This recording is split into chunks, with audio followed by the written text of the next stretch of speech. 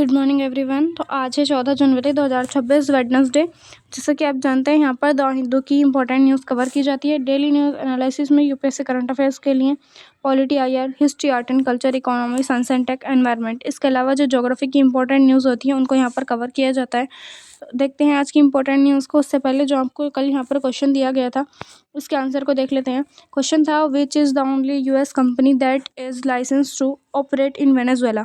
यानी कि एकमात्र यूएस की ऐसी कौन सी कंपनी है जिसको कि वेनेजुएला को ऑपरेट करने का लाइसेंस प्राप्त है। तो वो यहाँ पर है कैबरोन, यानी ये किसका आंसर है।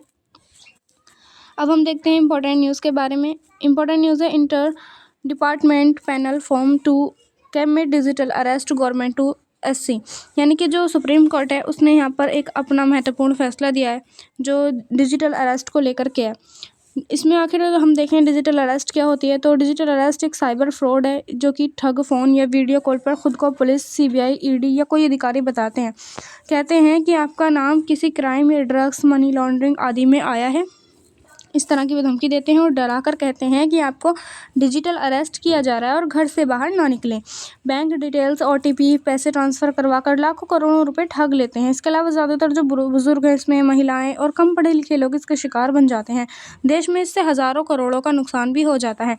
या फिर हुआ भी है। सुप्रीम कोर्ट की इसमें क्या भूमिका है, तो सुप्रीम कोर्ट ने इस मुद्दे को एसयूओ मोटो पावर, यानी कि जो उसकी स्वतः संज्ञान लेते हुए खुद से इसने यहाँ पर फैसला लिया है और कहा है कि चीफ जस्टिस सूर्यकांत की जो बेंच है उसने कई बार सुनवाई की है और सरकार को निर्देश दिए कि इंटर डिपार्टमेंट विभागों के बीच बातचीत करें और पीड़ितों के मुआवजे, ठगों पर सख्त कार्रवाई और रोकथाम के उपाय बताने को कहा सुप्रीम कोर्ट ने। ठीक है। इसके अलावा 26 दिसंबर 2025 को सुनवाई में सरकार से अपडेट मांगा है कि हमें अपडेट चाहिए कि आप मतलब क्या क्या यहाँ पर काम करें इसके लिए। और 13 जनवरी 2026 को सुनवाई। और इस खबर के अनुसार यहाँ पर अगर हम देखें तो सरकार ने इसमें क्या कहा है, तो इसमें जो गृह मंत्रालय यानी कि मिनिस्ट्री ऑफ होम अफेयर्स ने एक high level inter department committee IDC यहाँ पर बनाई है। उसमें क्या होता है कि कमेटी की अध्यक्षता जो है वो स्पेशल सेक्रेटरी इंटरनल सिक्योरिटी कर रहे हैं और इसके जो मनाने की तारीख थी वो 26 दिसंबर 2025 को ये जो डिपार्टमेंट है वो बनाया गया है। इसके अलावा कमेटी में शामिल मुख्य सदस्य और एजेंसी जो जॉइंट सेक्रेटरी लेवल या फिर ऊपर के इसमें मतलब शामिल हैं, जिसमें से कि जो मीट वाई है जो कि इलेक्ट्रॉनिक्स और आईटी मंत्रालय के हैं। इसके अलावा डॉट जो कि टेलीकॉम विभाग के हैं, एमईए विदेश मंत्रालय, डीएफएस फाइनेंशियल सर्विस विभाग का कार्य करते हैं और एमओएलजे जो कि कानून मंत्रालय में मतलब ये सारे जो लोग हैं इसमें हैं। और एमओसीए के हैं जो कि उपभोक्ता मामले का मंत्रालय से हैं, आरबीआई जो कि रिजर्व बैंक ऑफ इंडिया से हैं, सीबीआई, एनआईए, दिल्ली पुलिस, ये सारे जो लोग हैं मतलब इन सब कमेटियों के जो लोग हैं यहाँ पर शामिल हैं। और 40 I4C यानी कि Indian cyber crime coordination centre, इसका जो सीईओ सदस्य सचिव यहाँ पर शामिल है, यानी कि इतने अलग अलग विभागों के जो लोग हैं इसके अंदर शामिल हैं, अलग अलग एजेंसीज के। अब कमेटी का नाम क्या है, तो डिजिटल अरेस्ट के सारे पहलुओं की जो कमेटी का काम क्या है इसमें, तो जो डिजिटल अरेस्ट के सारे पहलू होते हैं उनकी यहाँ पर जांच करेगी, रियल टाइम समस्या देखेगी और कानून नियमों के मतलब कानून है और जो नियम है उसमें क्या क्या कमियां हैं उनको यहाँ पर ढूंढेगी और सुधार के सुझाव भी देगी और इन्फोर्समेंट एजेंसियों को गाइड यहाँ पर ये करेगी। इसके अलावा कमेटी ने अब तक कई बैठकें की दिसंबर 2025 और जनवरी 2026 में। एक बैठक में गूगल, व्हाट्सएप, टेलीग्राम और जो माइक्रोसॉफ्ट जैसे जो प्लेटफॉर्म है उनके प्रतिनिधि भी यहाँ पर आए हैं और कमेटी नियमित बैठकें करेगी और ताकि जल्दी और समन्वय से काम हो सके। इसके अलावा साइबर क्राइम का बढ़ता खतरा यहाँ पर नज़र आता है इसमें कि भारत में साइबर फ्रॉड तेज़ी से बढ़ रहा है और खासकर जो एआई है यानी कि आर्टिफिशियल इंटेलिजेंस और डीप फेक का इस्तेमाल यहाँ पर किया जा रहा है। इसके अलावा मल्टी एजेंसियों कोऑर्डिनेशन में अलग अलग मंत्रालय और एजेंसियाँ मिलकर यहाँ पर काम कर रही हैं और यह गुड गवर्नेंस और कोऑर्डिनेटेड अप्रोच का यहाँ पर उदाहरण नजर आता है। इसके अलावा सुप्रीम कोर्ट की सक्रियता है यानी कि जो पीआईएल और एसईओ मोटो पावर है उसके जरिए सामाजिक न्याय सुनिश्चित करना और आर्टिकल जो कि 32 या फिर जो आर्टिकल 144 के तहत सुप्रीम कोर्ट को यहाँ पर पावर मिली है उसका इसने इस्तेमाल किया है और ये फैसला यहाँ पर आया है। इसके अलावा इंटरनेट इंटरमीडिएट इंटरमीडिएरीज की जिम्मेदारी यहाँ पर है, जो कि आईटी रूल्स 2021 के तहत प्लेटफॉर्म्स को फ्रॉड रोकने में मदद करनी होगी। इसके अलावा पीड़ितों की सुरक्षा में वृद्धजनों की सुरक्षा करनी होगी, यानी कि जो बूढ़े लोग होते हैं, और उनके मेंटेनेंस एक्ट अन्य कानून से यहाँ पर इसको जोड़ा गया है। इसके अलावा संभावित सुधार भी किए गए हैं, जिसमें कि नए कानून, जागरूकता अधिनियम, फाइनेंशियल ट्रांजेक्शन में अलर्ट करना और ब्लॉकिंग ऑफ स्कैम नंबर्स आदि, ये सारी जो चीज़ें इनमें सुधार करने की संभावना है। इसके अलावा कुछ चुनौतियां भी यहाँ पर आएंगी, जिसमें से कि ठग विदेश में बैठे होते हैं और अंतर्राष्ट्रीय सहयोग यहाँ पर ज़रूरी है, और तेज़ी से बदलते तरीके यहाँ पर नज़र आते हैं। यानी कि जिस तरीके से हम देखते हैं कि जो ऑनलाइन फ्रॉड होते हैं उसमें ज़्यादातर इंटरनेशनल का सहयोग होता है, यानी कि जो इंडिया से बाहर के जो देश हैं वो लोग भी यहाँ पर ठगी करते हैं, और इससे बचने के लिए हमें जो है जो अंतर्राष्ट्रीय स्तर है उसमें सहयोग करना बहुत ज़रूरी है, यानी कि जो अलग अलग देश हैं वहाँ पर। इसके अलावा अगर हम देखें तो अगली न्यूज़ के बारे में, तो अगली न्यूज़ है century old treasure found during exhibition in Gadag. जो गदक क्षेत्र है वहाँ पर क्या हुआ है कि अभी इस तरीके के यहाँ पर कुछ ये जो आभूषण है वो देखने को मिले हैं। अगर हम इसके स्थान की बात करें तो ये है लकुंडा गांव है, और गदक जिला है, कर्नाटक में प्राचीन चालुक्य हेरिटेज साइट की यहाँ पर देखने को मिली है। यानी कि ये जो आप आभूषण देख रहे हैं यहाँ पर, ये चालुक्य हेरिटेज साइट की, यानी कि जो चालुक्य का टाइम था उस टाइम की यहाँ पर ये प्रतीत होती हैं कि ये उस टाइम की है। काफ़ी मतलब हिस्ट्री से भी इसका काफ़ी जुड़ाव है। इसके बारे में अगर हम देखें तो इसकी जो खोज है वो जनवरी 2026 में घर की नींव खोदते समय लगभग 5 फीट गहराई पर तांबे का जो बर्तन है उसमें ये सोने के आभूषण मिले हैं। यानी कि एक यहाँ पर व्यक्ति एक मतलब घर में यहाँ पर खुदाई हो रही थी, तो उसमें एक बच्चा जो है वो उसने सबसे पहले इसको देखा था, और देखने के बाद उसने एकदम जो यहाँ पर सर्वेक्षण करने वाले लोग होते हैं तो उनको इसकी जानकारी दी, पुलिस को इसकी जानकारी दी कि 5 मीटर गहराई में जो है तांबे का बर्तन मिला है और उसके अंदर सोने के आभूषण यहाँ पर मिले हैं। फिर इसके अलावा अगर हम देखें तो इसके विवरण को, तो इसमें 22 आभूषण, जिसमें कि चैन, बैंगल्स यानी कि जो चूड़ियाँ होती हैं, रिंग्स यानी अंगूठी, इयररिंग्स और नेकलेस आदि, ये सारी जो चीज़ें यहाँ पर देखने को मिली है, जिनका वजन लगभग कि 466 से लेकर 470 ग्राम के बीच है, और इसका जो बाजार मूल्य है वो 60 से 70 लाख रुपए इसका मूल्य है। और इसमें जो खोज करता है वो रित्ती परिवार का युवा लड़का प्रज्वल नाम का है, उसने, या फिर जो गंगावा बसावराज रित्ती का ये बेटा है, और मतलब इसने बताया, और ईमानदारी की प्रशंसा इसकी की जा रही है, और शिक्षा विभाग ने पढ़ाई में मदद का ऐलान किया है। इसके अलावा अगर हम देखें तो इसमें जो कार्रवाई है वो पुलिस जो एएसआई होते हैं या फिर जो एएसआई हैं, है ना, तो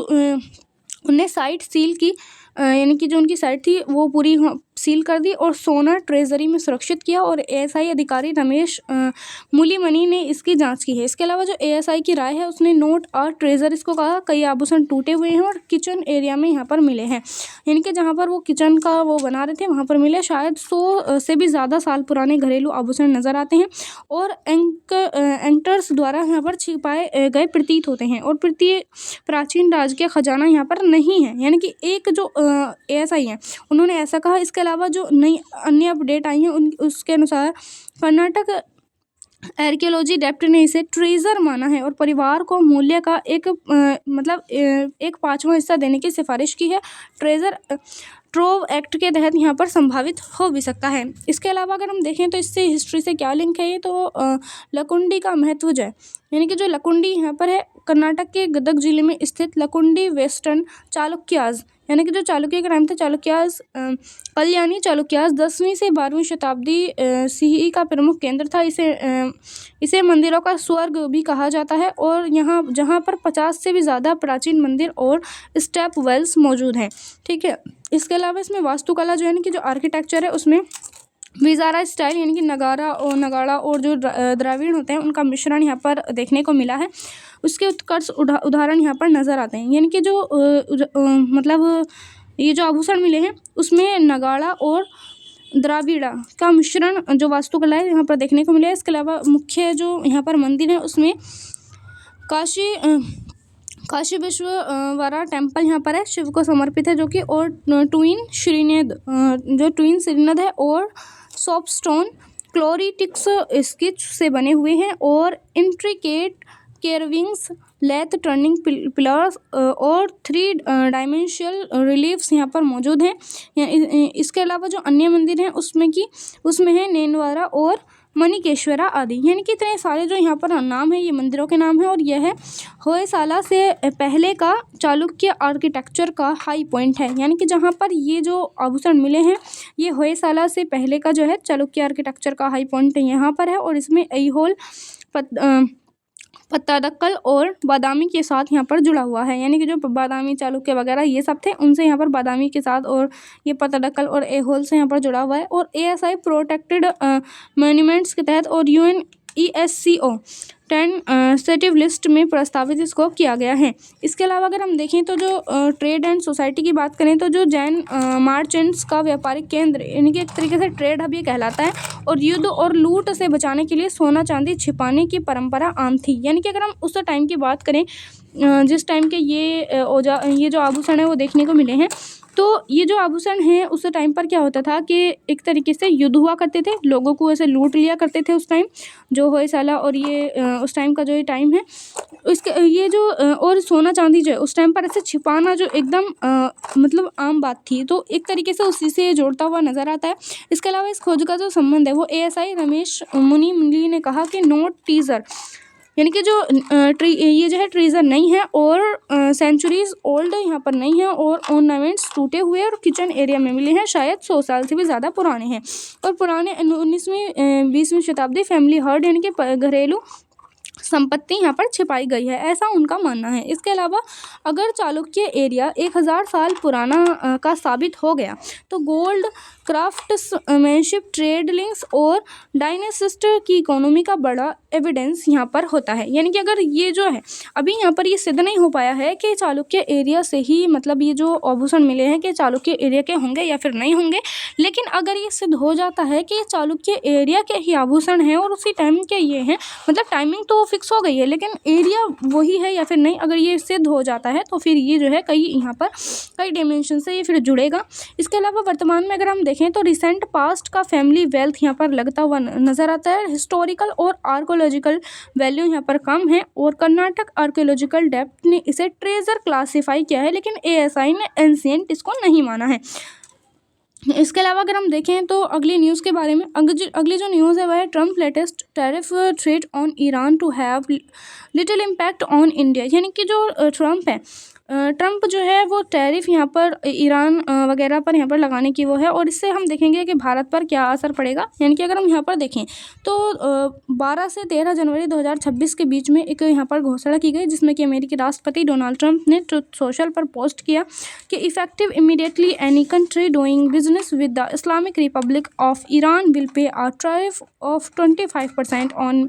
any and all business being done with the United state of America.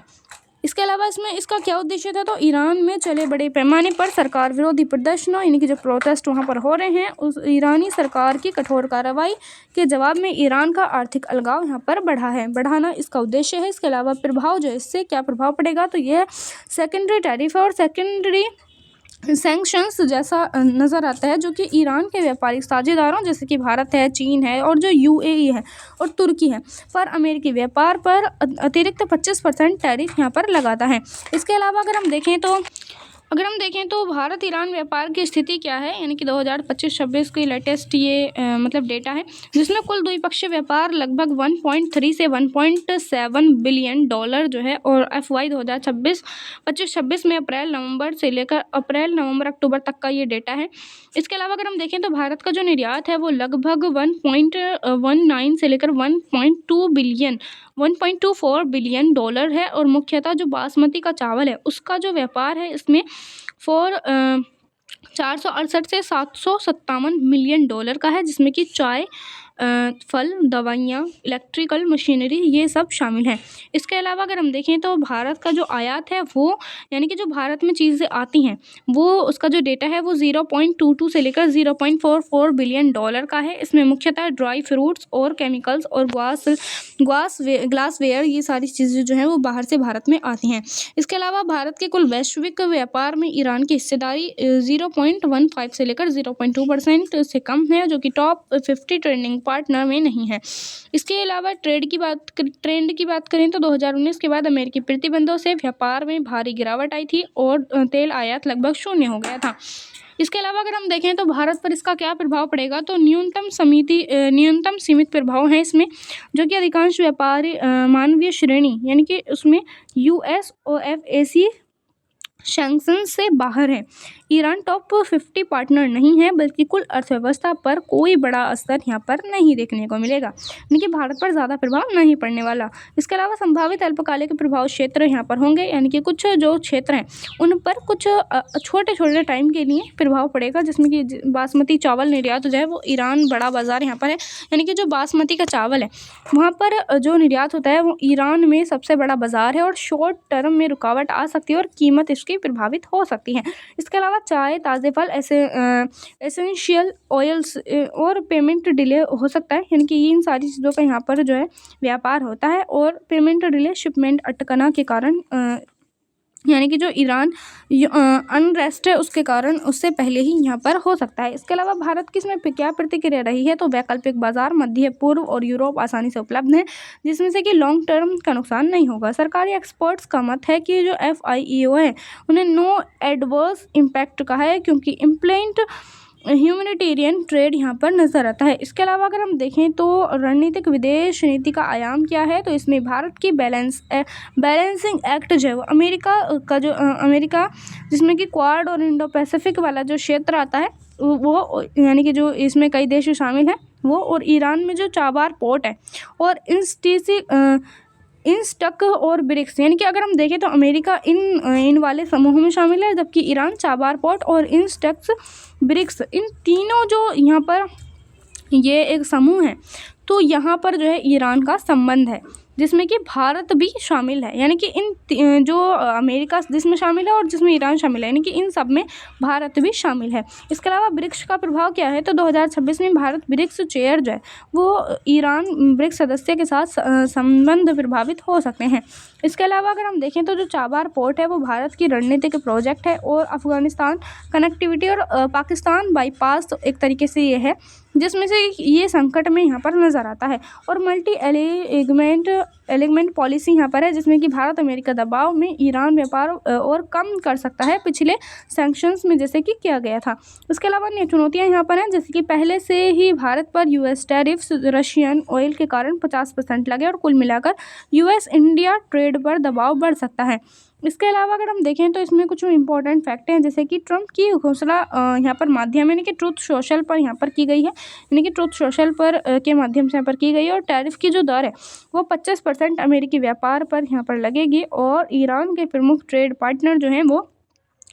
तेल का 80% और UAE, तुर्की, भारत इसमें जो है यहाँ पर ईरान के प्रमुख ट्रेड पार्टनर हैं ये सारे देश। इसके अलावा अगर हम देखें तो भारत और ईरान का जो व्यापार है वो परसेंटेज में 0.15 से लेकर 0.2% तक का ऑफ इंडियन टोटल ट्रेड है, यानी कि भारत का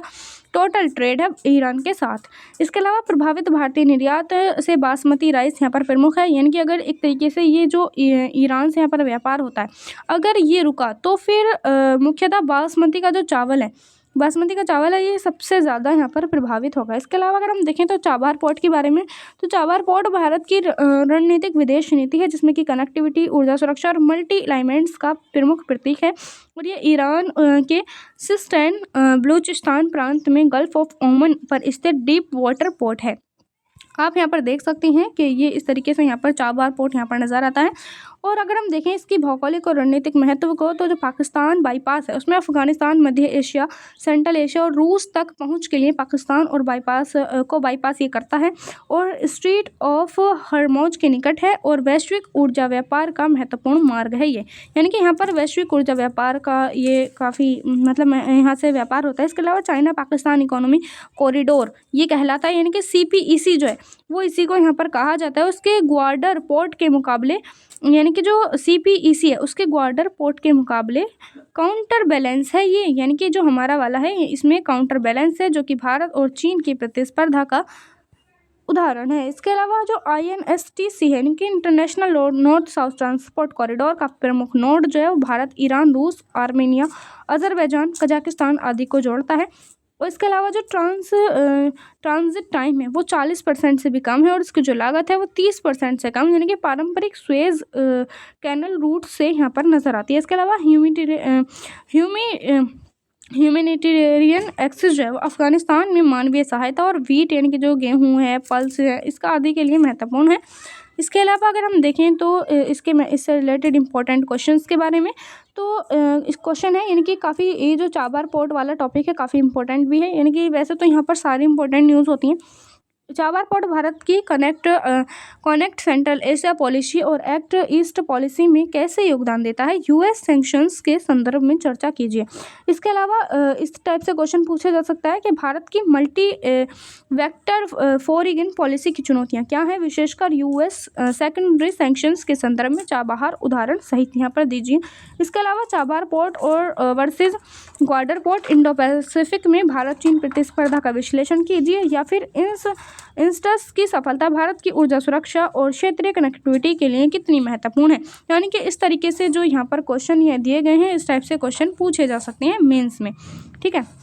चाहे वो यूपीएससी मेंस हो या फिर पीसीएस मेंस हो। अगर हम देखें तो इन क्वेश्चंस के आंसर किस टाइप से लिख सकते हैं, तो उसमें उदाहरण यहाँ पर दिया गया एक तरीके से, ट्रंप प्रशासन की रणनीति 2026 का भारत की विदेश नीति और ऊर्जा कनेक्टिविटी हितों पर प्रभाव, ट्रंप की मैक्सिमम प्रेशर नीति जो कि 25% सेकेंडरी टैरिफ और साथ में जो सैंक्शंस है उनसे भारत पर दबाव बढ़ा है, जिसमें से कि अगर हम देखें तो इसकी विदेश नीति जो है, विदेश नीति की हम बात करें तो अमेरिका के साथ मजबूत साझेदारी जो कि क्वाड और इंडो पैसिफिक वाला जो क्षेत्र है, और साथ में जो ईरान के साथ रणनीतिक संबंधों में असंतुलन यहाँ पर बैठ रहा है, यानी कि जो एक तरीके से भारत की जो विदेश नीति यहाँ पर नज़र आती है, तो मतलब अमेरिका के साथ एक तरीके से मजबूत साझेदारी है और ईरान के साथ रणनीतिक संबंध है, लेकिन जब ये दोनों के संबंध यहाँ पर आपस में टकरा रहे हैं तो काफ़ी ज़्यादा असंतुलन यहाँ पर नज़र आता है। इसके अलावा मल्टी अलाइनमेंट चुनौतीपूर्ण हो गया है और ऊर्जा हित जो है वो ईरान से तेल आयात पहले ही बंद है और भविष्य में रिज्यूम्शंस मुश्किल हैं, और कनेक्टिविटी जो है वो चाबहार पोर्ट और जो शाहिद बेश्ती टर्मिनल है और INSTC पर ख़तरा है, और वे फॉर वीवर अप्रैल 2026 तक ये वैध है, लेकिन टैरिफ थ्रेट से निवेश करना और ऑपरेशन यहाँ पर प्रभावित हो सकते हैं, और अफगानिस्तान मध्य एशिया पहुँच और पाकिस्तान बाईपास जिसमें जोखिम में है। अगर हम कुल प्रभाव की बात करें तो सीमित व्यापारिक नुकसान होगा, लेकिन रणनीतिक गहराई जो है वो सेंट्रल एशिया एक्सिस पर लंबे समय का असर हो सकता है। इसके अलावा अगर हम देखें तो जो अमेरिका सेकेंडरी टैरिफ से सैंक्शंस और वैश्विक व्यापार और भारत की मल्टी वेक्टर फॉरेन पॉलिसी के लिए यहाँ पर चुनौतियाँ भी नज़र आती हैं। इसके अलावा अगर हम देखें तो वैश्विक व्यापार में सेकेंडरी मेजर्स से देशों को अमेरिकी बाजार और साथ में जो अन्य साझेदारों में चुनना पड़ता है, और प्रोटेक्शनिज्म बढ़ता है और सप्लाई चेन बाधित होती है। इसके अलावा भारत की मल्टी वेक्टर पॉलिसी क्या है, तो अमेरिका प्रमुख ट्रेडर पार्टनर है और रूस, ईरान, चीन, ब्रिक्स ऊर्जा कनेक्टिविटी में संतुलन टूटने का खतरा नजर आता है। जैसे कि उदाहरण के लिए रसिया ऑयल खरीद पर 50% टैरिफ 2025 में लगाया अमेरिका ने। इसके अलावा अब ईरान ट्रेड पर 25% टैरिफ यहाँ पर थ्रेट लग सकता है और चाबार इंस्टेक्स पर यहाँ पर दबाव बढ़ सकता है। यानी कि अगर हम देखें तो जिस तरीके से यहाँ पर मल्टी वेक्टर पॉलिसी यहाँ पर भारत की नज़र आती है, जिसमें अगर भारत ने रसिया से तेल यहाँ पर ख़रीदना जारी रखा तो 50% का टैरिफ लगा दिया यूएस ने, और 25 अगर हम ईरान से ट्रेड करेंगे तो 25% का टैरिफ यहाँ पर भारत पर लगाया जा रहा है, जो कि चाबार इंसेक्ट पर दबाव बना जा रहा है। और ब्रिक्स में एंटी यूएस सेंटीमेंट और यूएस के साथ साझेदारी का भी प्रतीक नज़र आता है, और चुनौतियाँ बहुत सारी यहाँ पर नज़र आती हैं। इसमें से जो मुख्य है वो स्वतंत्र विदेशी नीति बनाए रखते हुए आर्थिक दंड से बचने की यहाँ पर चुनौती नज़र आती है, क्योंकि बार बार यहाँ पर आर्थिक रूप से दंड दिया जा रहा है यूएस के द्वारा। इसके अलावा भारत ईरान संबंधों में चाबहार पोर्ट और इंसेक्ट्स की भूमिका और वर्तमान यूएस दबाव के संदर्भ में प्रासंगिकता क्या है इसकी, तो जो चाबहार पोर्ट है वो भारत का विकसित 10 साल मतलब कनेक्ट 2024 से जो है 10 साल पुराना जो है कनेक्ट है, और अफगानिस्तान, मध्य एशिया गेटवे, पाकिस्तान बाईपास और ग्वाडर चाइना का कंट्रोल जो है वो इसके अंदर शामिल है। यानी कि जो इन क्षेत्रों से होकर के चाबहार पोर्ट गुजरता है, और 370 से 500 मिलियन डॉलर का निवेश इसमें किया गया है। इसके अलावा जो INSTC है यानी कि मल्टी मॉडल कॉरिडोर है जो कि इंडिया, ईरान, रसिया, यूरोप के अंतर्गत है और इसमें ट्रांजिट टाइम जो है वो 40% से भी कम है और इसकी लागत 30% से भी कम है। और इसके अलावा यूएस दबाव में प्रासंगिकता है, जिसमें कि वीवर अप्रैल 2026 तक टैरिफ थ्रेट से ऑपरेशन एक्सपेंशन जोखिम में है, लेकिन रणनीतिक महत्व बरकरार रखा हुआ है, जिसमें कि central Asia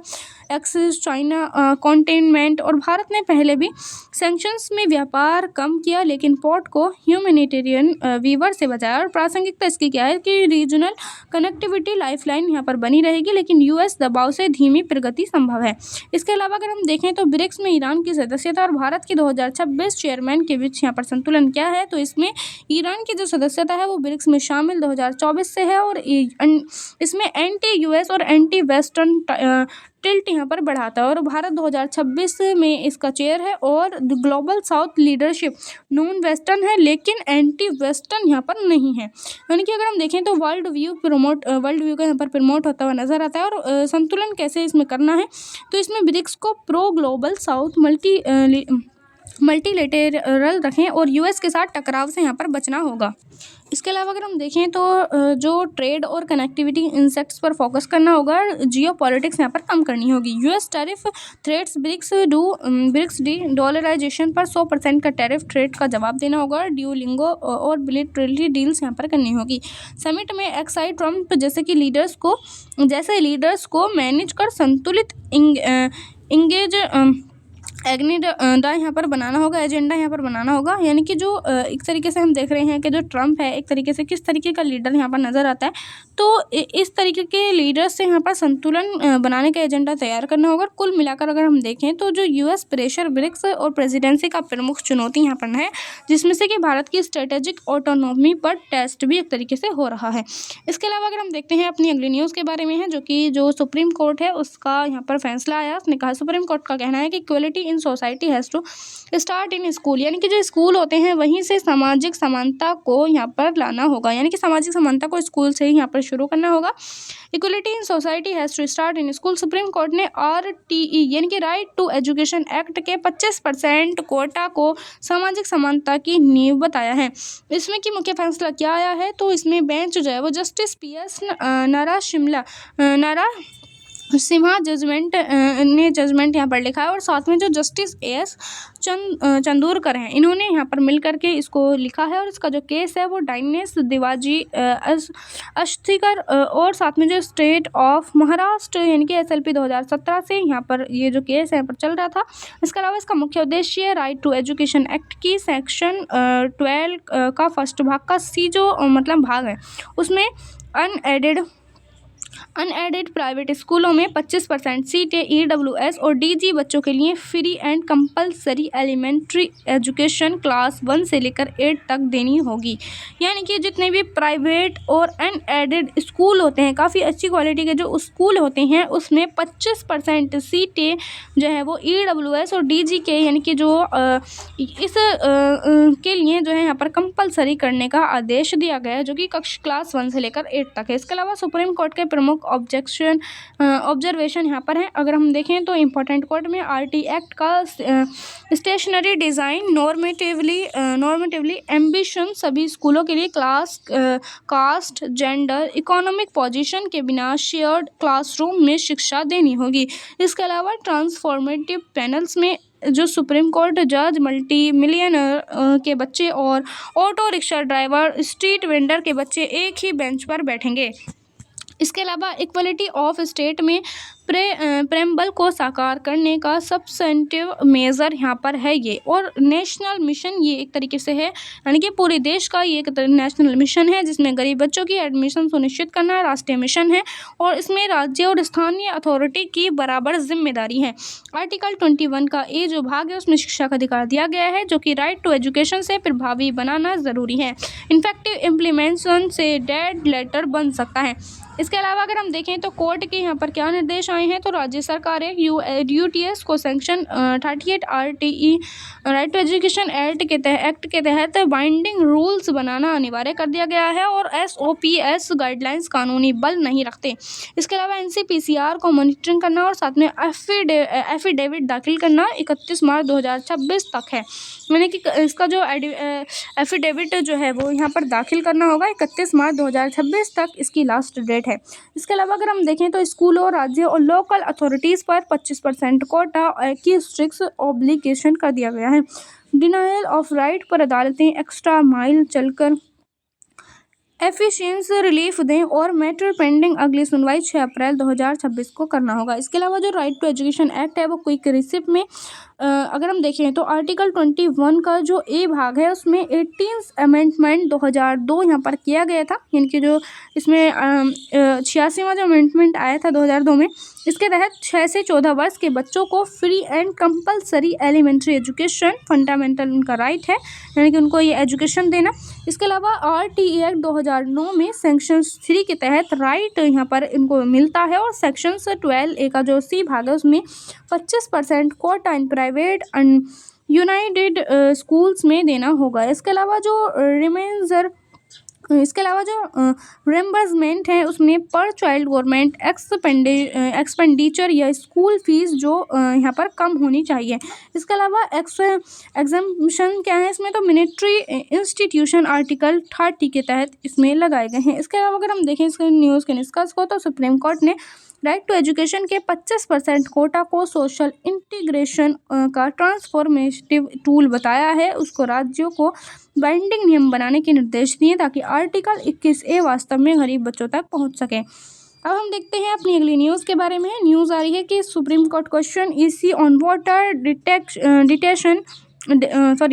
voter deletion citizenship, यानी कि सुप्रीम कोर्ट ने यहाँ पर इलेक्शन कमीशन की वोटर जो डिलीशन है उस पर सवाल उठाया है। मामला क्या है, तो सुप्रीम कोर्ट ने इलेक्शन कमीशन से सवाल किया है कि क्या इलेक्शन कमीशन वोटर लिस्ट से नाम काट सकता है अगर किसी की नागरिकता पर शक हो, जबकि केंद्र सरकार ने अभी तक उस व्यक्ति की नागरिकता ख़त्म करने या डिपोर्ट करने का फैसला नहीं लिया है। यह स्पेशल इंटेंसिव रिवीजन यानी कि जो SIR है उसके दौरान हो रहा है, जिसमें वोटर लिस्ट की गहन जाँच चल रही है और कई राज्यों में लाखों नाम काटे गए हैं। इसके अलावा अगर हम देखें तो जो सोशल इंटेंसिव रिवीजन यानी कि जो SIR क्या है, तो इसमें चुनाव आयोग यानी कि इलेक्शन कमीशन ऑफ इंडिया द्वारा वोटर लिस्ट की गहन जांच और संशोधन करना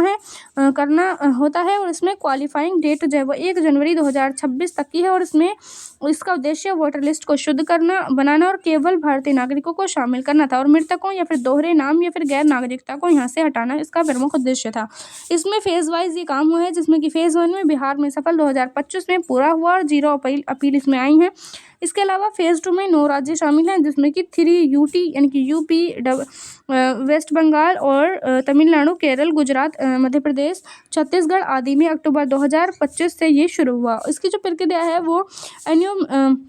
एन्यूमरेशन फॉर्म्स जो हैं वो उसमें BLO द्वारा वितरित की गई थी और इसमें पुरानी SIR 2002 से 2004 तक ये से लिंक है और ड्राफ्ट रोल प्रकाशन जो है उसमें क्लेम्स एंड ऑब्जेक्शंस जो हैं वो यहाँ पर सुने जाएंगे और फाइनल रोल फरवरी 2026 में होगा। इसके अलावा अगर हम देखें तो इसका महत्व क्या है, तो 2026 विधानसभा चुनाव यानी कि जो वेस्ट बंगाल, असम, तमिलनाडु, केरल, पुदुचेरी आदि से पहले यहाँ पर होना है, यानी कि इसके अलावा अगर हम देखें तो संवैधानिक और कानूनी आधार क्या है इसका, तो आर्टिकल 326 के तहत वयस्क मताधिकार केवल भारतीय नागरिक सिटीजन्स को वोट का अधिकार है और आर्टिकल 324 में इलेक्शन कमीशन ऑफ इंडिया को चुनाव कराने और वोटर लिस्ट तैयार करने का पूरा अधिकार है। इसके अलावा अगर हम देखें तो representation of the people act 1950 के तहत सेक्शंस 15, 21, 23 वोटर लिस्ट संशोधन का अधिकार है। सेक्शंस 146A और 146 का जो C भाग है उसमें नागरिकता से जुड़े चुनावी मामलों में इलेक्शन कमीशन ऑफ इंडिया को सिविल कोर्ट जैसी शक्ति प्राप्त है और रजिस्ट्रेशन ऑफ इलेक्टर्स रूल्स यहाँ पर है 1960 के तहत और ERO को जांच का अधिकार है। और इसमें इलेक्शन कमीशन ऑफ इंडिया का दावा है कि संविधान सिटीजन सेंटर है, कोई विदेशी यानी कि फॉरेन वोटर लिस्ट में नहीं रह सकता, चाहे 1 हो या फिर 1000। इसके अलावा अगर हम देखें तो सुप्रीम कोर्ट में सुनवाई जनवरी 2026 के अपडेट के अनुसार बेंच CGI सूर्यकांत और जो जस्टिस जॉय मला बगची हैं, उनके तहत यहाँ पर सुनवाई की गई थी और मुख्य याचिकाएं इसमें एसआईआर को चुनौती दी गई और backdoor NRC suspending citizenship arbitrary deletion यहाँ पर किया गया। इसके अलावा जो इलेक्शन कमीशन ऑफ इंडिया है उसका पक्ष यहाँ पर राकेश द्विवेदी ने कहा कि ईआरओ नागरिकता की लिमिटेड इंक्वायरी कर सकता है और इलेक्ट्रल पर्पस के लिए इसमें नाम कटना केवल वोटिंग राइट प्रभावित होगा, यानी कि नाम कटने से वोटिंग राइट प्रभावित होगा, नागरिकता नहीं छीनती, यानी कि जो डिपोर्टेशन यहाँ पर नहीं होगा। इसके अलावा नाम कटने का अपील का अधिकार भी है और इलेक्शन कमीशन ऑफ इंडिया की राय कुछ मामलों में प्रेसिडेंट पर बाइंडिंग अगर दूसरी नागरिकता का मामला यहाँ पर आया तो। इसके अलावा जो एसआईआर है वो एनआरसी के बराबर नहीं है। एनआरसी पूरे देश के लिए, एसआईआर केवल 18 से ज़्यादा वोटर्स के लिए है, यानी कि अगर यहाँ पर एनआरसी जो है वो यहाँ पर इसके बराबर ये नहीं हो सकती। इसके अलावा कोर्ट ने कुछ सवाल किए हैं, क्या ईआरओ केंद्र सरकार के अंतिम फैसले से पहले नाम कट सकता है? क्या नाम कटने से सस्पेंडेड सिटीजनशिप जैसी स्थिति बन सकती है? क्या यह डिपोर्टेशन की जांच शुरू कर सकता है? कोर्ट की राय, इलेक्शन कमीशन नागरिकता तय नहीं कर सकता लेकिन इंक्वायरी ज़रूर कर सकता है वोटिंग एलिजिबिलिटी के लिए। अगली सुनवाई जो है कुछ मामलों में 19 जनवरी 2026 को वेस्ट बंगाल से संबंधित यहाँ पर होगी। इसके अलावा अगर हम देखें तो विवाद और विपक्ष के मुख्य तर्क क्या हैं, तो इसमें मैस डिलीशन लाखों नाम यहाँ पर कटे हैं और दूसरे फेज में 6.5 करोड़ ड्राफ्ट में यहाँ पर नाम कटे और बर्डन ऑफ प्रूफ यहाँ पर हुआ, यानी कि व्यक्ति को नागरिकता साबित करनी पड़ती है। रिवर्स बर्डन यहाँ पर एक तरीके से यहाँ पर लगा हुआ है लोगों पर और शो कोज नोटिस यहाँ पर है, कई जगहों पर बिना नोटिस नाम काटे गए, जैसे कि गोवा, वेस्ट बंगाल में शिकायत भी आई है। और बैकडोर एनआरसी जो है वो सीएए और एनआरसी से जुड़ाव का डर है और डिसएनफ्रांचिसमेंट और जो है इसमें जेन्युइन वोटर से प्रभावित हो रहे हैं और ख़ासकर जो गरीब और माइनॉरिटी लोग हैं वो, क्योंकि बहुत सारे ऐसे गरीब और माइनॉरिटी लोग हैं जो कि जिनको इन सारी चीज़ों के बारे में वो जागरूक नहीं थे और जागरूक ना होने की वजह से उनके यहाँ पर नाम कट गए, तो इसी वजह से जेन्युइन वोटर्स भी बहुत ज़्यादा प्रभावित हुए हैं। इसके अलावा राजनीतिक आरोप क्या है, तो इसमें विपक्ष जो है और कांग्रेस और टीएमसी आदि ने इसको लोकतंत्र पर हमला कहा है, यानी कि एक तरीके से लोकतंत्र पर हमला है, ऐसा विपक्ष का कहना है। इसके अलावा इलेक्शन कमीशन ऑफ इंडिया की सफाई और सेफे गार्ड्स जो है वो उसमें कोई आर्बिट्री रिलेशन नहीं है। ड्यू प्रोसेस नोटिस हियरिंग यहाँ पर है, यानी कि पहले नोटिस देना और इसमें जो है जो आर्बिट्री डिलेशन है उसमें नहीं होगा, यानी कि प्रोसेस के तहत ही सब कुछ होगा, पहले नोटिस जारी करना होगा और बाद में उसको सुनना भी होगा। ये इसमें इस तरीके की है, ऐसी जो इसने सफाई दी है ईसीआई ने। और इसके जो आंकड़े वेस्ट बंगाल में 99.77% यहाँ पर एनुमरेशन फॉर्म्स दिए गए हैं और 70% से ज़्यादा वापस आ गए हैं, आधार प्रूफ के रूप में स्वीकार किए गए हैं और बिहार में सुप्रीम कोर्ट की अनुमति यहाँ पर दी गई है। इसके अलावा अपील जो है वो इसमें फॉर्म 9 से लेकर 11A आदि से चुनौती भी है और एनआरसी से अलग जो है वो एसआईआर केवल इलेक्टोरल रोल्स यहाँ पर अदा करता है और एनआरसी पूरे पॉपुलेशन रजिस्टर करती है। यानी कि अगर हम देखें तो जो एसआईआर है वो यहाँ पर बिल्कुल अलग यहाँ पर इसको ठहराया गया है और कहा गया है कि ये सिर्फ इलेक्टोरल यानी कि जो एक तरीके से वोट डालने का जो अधिकार है ये सिर्फ इसको तय करती है, ना कि सिटीजनशिप को। ठीक है। इसके अलावा अगर हम देखें इससे रिलेटेड इंपॉर्टेंट क्वेश्चन के बारे में, तो article 326 of the Indian constitution के अनुसार लोकसभा और राज्य विधानसभा के चुनाव किस आधार पर होते हैं, तो इसका ऑप्शन है ए, केवल भारतीय नागरिकों का वयस्क मत अधिकार के तहत। इसके अलावा अगर हम देखें तो प्रश्न अगला है कि स्पेशल इंटेंसिव रिविजन एसआईआर के संदर्भ में सुप्रीम कोर्ट में इलेक्शन कमीशन ने जनवरी 2026 की सुनवाई में क्या तर्क दिया है, तो इसका आंसर है बी, यानी कि इलेक्टोरल रजिस्ट्रेशन ऑफिसर ईआरओ नागरिकता की लिमिटेड इंक्वायरी कर सकता है लेकिन नाम कटने से डिपोर्टेशन नहीं होता है। इसके अलावा अगर हम देखें अपने इंपॉर्टेंट क्वेश्चन को, अगला क्वेश्चन है